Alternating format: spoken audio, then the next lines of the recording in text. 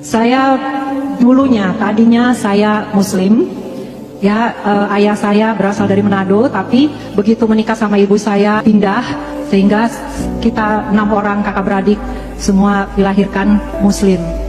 Dan kehidupan bergulir seperti biasa, dan saya juga sampai satu saat saya terjun ke dunia entertain, model tadinya, dan juga kemudian pemain film layar lebar, dan kemudian sinetron sampai saat ini. Tapi saudara, saya mau menyaksikan Tuhan itu baik. Karena apa? Karena Tuhan menjamah saya di saat saya sedang dalam kebimbangan mencari kebenaran itu di mana. Saya selalu berdoa, dulu saya sholat 5 waktu, saya selalu berdoa, Tuhan tunjukkan saya jalan kebenaran itu.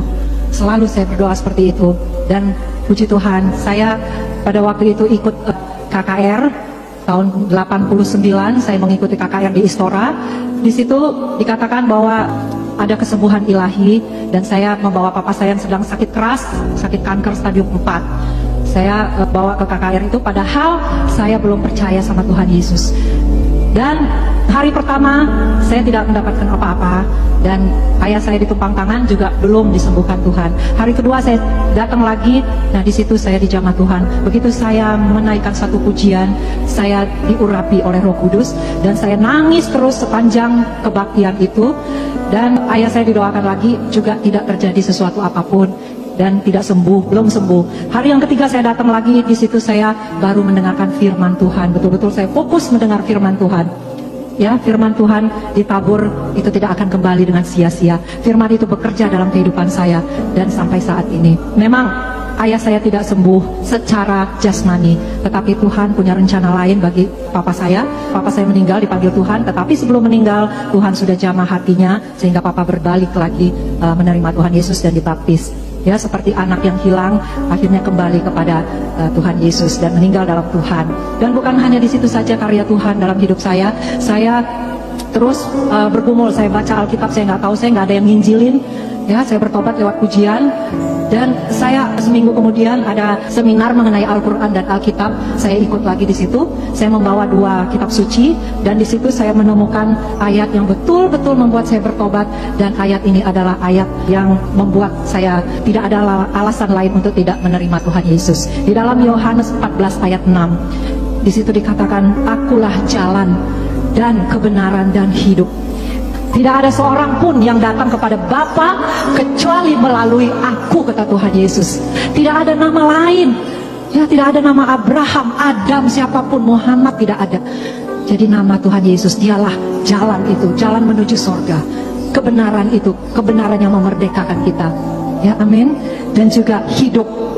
Kita memiliki hidup kalau kita percaya kepada Tuhan Yesus. Bahkan hidup yang berkelimpahan. Amin. Di situ saya, aduh Tuhan, selama ini memang saya tidak tahu.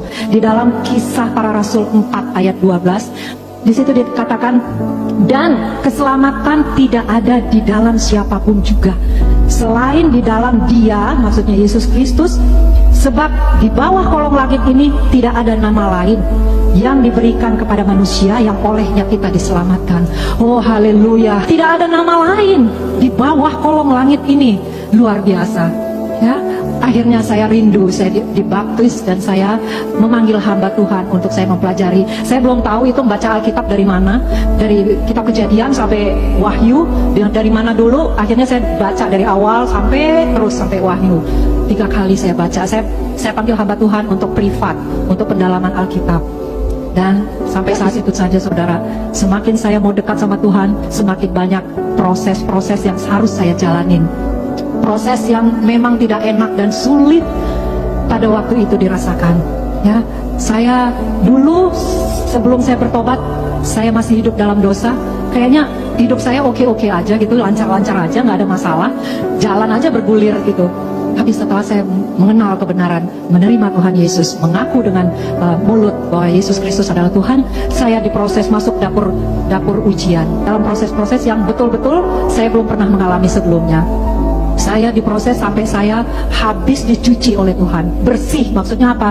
Saya dibikin nol. Nol itu maksudnya apa? Tidak punya apa-apa, saudara. Yang dulu saya dapatkan pada waktu saya belum bertobat, Tuhan kikis habis. Saya nol, bahkan minus, sampai saya menjual-jual barang untuk makan. Tapi puji Tuhan, Tuhan itu baik. Tuhan kembalikan, nggak begitu lama Tuhan kembalikan berlipat kali ganda. Oh, luar biasa. Thanks God. Ya, terima kasih Tuhan Yesus. Dan Tuhan mau setiap kita tidak beroleh kebinasaan, tetapi beroleh keselamatan. Dan Dia tidak mau melihat kita binasa. Dan begitu besar kasih Allah akan dunia ini, sehingga kita anak-anaknya diberikan keselamatan itu. Dia mati, menderita, bahkan mati di kayu salib. Hanya untuk siapa? Untuk kita semua. Amin. Amin. Begitu besar pengorbanan Tuhan Yesus. Dan begitu saya terima Tuhan Yesus, hidup saya berubah. Pola pikir saya berubah. Hati saya berubah. Dulu kalau saya ada orang memfitnah saya sedikit, langsung saya bereaksi, meresponi bahwa apa?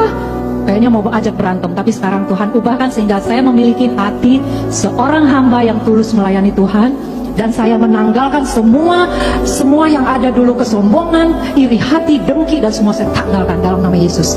Dan saya sekarang mempunyai hati yang baru, hidup yang baru, yang lama sudah berlalu, yang sesungguhnya yang baru sudah datang. Luar biasa kasih Tuhan. Semua ini karena anugerah Tuhan. Kita dipanggil oleh Tuhan Yesus bukan karena kita hebat, tetapi Tuhan pilih kita untuk satu tugas yang mulia, untuk melayani Dia. Jadi saya tidak mampu. Saya paling nggak suka orang bilang sekarang, wah artis bertobat karena udah nggak laku nggak laku dipakai sinetron, udah nggak laku dipakai nyanyi. Jadi dia pelayanan sekarang. Aduh Tuhan, sangat berdosa sekali menghakimi sesama.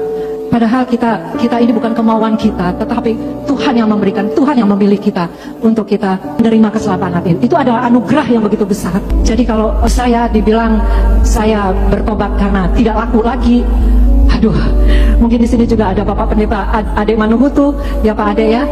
Beliau juga bertobat bukan karena tidak laku lagi nyanyi, karena memang panggilan Tuhan. Tuhan sudah menempatkan setiap kita di mana mau ditaruh. Puji Tuhan, saya bersyukur Tuhan juga tempatkan saya pada komunitas anak-anak Tuhan, hamba-hamba Tuhan yang senantiasa mendukung saya. Di saat saya mau jatuh lagi, saya lemah, ada yang menguatkan. Tangan Tuhan yang menuntun saya dan memakai orang-orang yang komunitas sekeliling kita. Tuhan akhirnya merubah saya 180 derajat. Dan seperti yang saudara lihat, mungkin kalau saya beberapa tahun yang lalu, kita tidak akan bertemu sini karena saya masih asik juga dengan keduniawian. Tapi puji Tuhan, segala sesuatu kalau kita mengandalkan Tuhan, segala perkara akan terjadi dalam kehidupan kita. Dan tidak ada yang mustahil bagi Tuhan Yesus Kristus dan bagi kita yang percaya kepada Dia. Mari kita semua berharap dan mengandalkan Tuhan dalam kehidupan ini.